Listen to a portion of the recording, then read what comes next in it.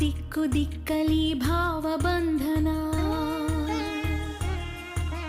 ಹರಿವ ನೀರೆಲ್ಲ ವೇದ ವಾಚನ, ಸುತ್ತ ಗಾಳಿಯಲ್ಲಿ ಶಾಂತಿ ಚಿಂತನ, ಮಣ್ಣ ಕಣ ಕಣದಿ ಕರುಣೆ ಕಂಪನ.